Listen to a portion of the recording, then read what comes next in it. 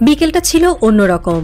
ঢাকার আকাশে মেঘ জমছিল, যেন প্রকৃতি নিজেও থমকে গিয়েছিল কিছু ঘটবার অপেক্ষায়। সোহরাওয়ার্দী উদ্যান যেন হয়ে উঠেছিল এক বর্ণছটাময় মহাকাব্যের প্রেক্ষাপট।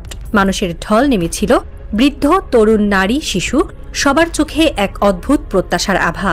পায়ের ধুলোয় বাতাস ভারী হয়ে উঠেছিল, মাথার ওপর পতপত করে উড়ছিল ইসলামী আন্দোলনের সবুজ পতাকা। এক অপার্থিব মৌনতা যেন বাতাসে ঝুলেছিল।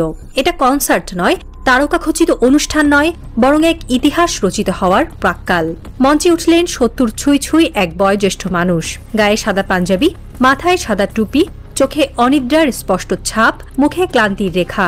তবু তার চেহারায় ছিল অদ্ভুত এক শান্তি। তিনি ছিলেন এমন একজন যার পদচারণায় গর্জে ওঠে না কোনো আওয়াজ, কিন্তু তার উপস্থিতি গভীর করে তোলে মুহূর্তকে।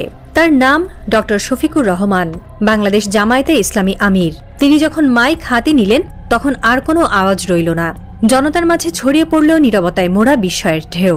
তার কণ্ঠে ছিল না কোনো জড়তা, ছিল না ভয়ের কণা মাত্র, বরং ছিল এক অভ্যন্তরীণ দীপ্তি, ছিল বিশ্বাসের অগ্নিশিখা।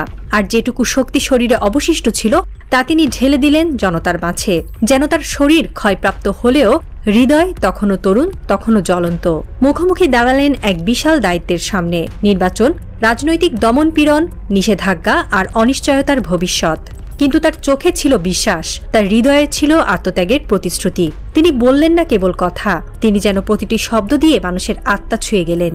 সে বিকেলে সময় যেন থেমে গিয়েছিল। সূর্যের আলো নিস্তেজ হলেও মানুষ জ্বলছিল সাহসে, বিশ্বাসে, ভালোবাসায়। কোনো ক্যামেরা পুরোপুরি ধারণ করতে পারেনি সেই আবেগ, সেই স্পন্দন যা গোপনে তৈরি হচ্ছিল একটি জাতির হৃদয়ে। হঠাৎ করে তিনি কেঁপে উঠলেন, একটু নড়লেন, তারপর সামনে পড়ে গেলেন মঞ্চের ওপর। পুরো জনতা চিৎকার করে উঠল, স্যার, আল্লাহু আকবার, আমিরে জামায়াত। চারপাশে দৌড়াদৌড়ি শুরু হলো। ডাক্তাররা ছুটে এলেন। অক্সিজেন নেওয়া হবে কি না এই চিন্তার মধ্যেই আবার উঠে বসলেন তিনি। বললেন, একটু পানি দেন। তারপর আবার শুরু করলেন কথা। কেউ থামাতে পারল না। দ্বিতীয়বারও তার শরীর সইল না, আবার পড়ে গেলেন। এবার ঘাড়ের কাছে কাঁপছে মাইক্রোফোন, কিন্তু কণ্ঠ থামেনি। বসে থেকেই বলতে লাগলেন। প্রেসার মাপা হচ্ছে, হার্টবিট দেখা হচ্ছে, কিন্তু তার কণ্ঠে তখন বজ্রপাতের শব্দ।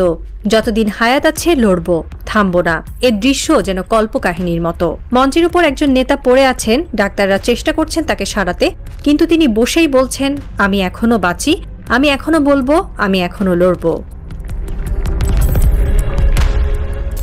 বিশ্ব রাজনীতির ইতিহাসে কিছু দৃশ্য থাকে যেগুলো সময়কে ছাড়িয়ে যায়, পরিণত হয় এক চিরন্তন প্রতীকে। 2024 সালে মার্কিন প্রেসিডেন্ট প্রার্থী ডোনাল্ড ট্রাম্প যখন আততায়ী গুলিতে আহত হওয়ার পর রক্তমাখা জামা গায়ে মঞ্চে ফিরে দাঁড়িয়ে বলেছিলেন, ফাইট ফাইট ফাইট, তখন সারা দুনিয়া থমকে গিয়েছিল। সাহসের সংজ্ঞা যেন নতুন করে লেখা হচ্ছিল। কিন্তু ঢাকার সোহরাওয়ার্দী উদ্যানের সেই বিকেল আমাদের দেখিয়ে দিল, সাহস শুধু এক ধনী রাষ্ট্রনেতার শরীর থেকে নয়, একজন বৃদ্ধ, সাধারণ, দেহে অসুস্থতা আর ক্লান্তি নিয়ে লড়াইরত ইমানদার মানুষের বুক থেকেও উঠে আসতে পারে এমন এক আগুন। ডক্টর শফিকুর রহমান ছিলেন না কোনো রাষ্ট্রের প্রধান। তার চারপাশে ছিল না নিরাপত্তার বলয়, বুলেট প্রুফ গাড়ি কিংবা স্নাইপার পাহারা। তার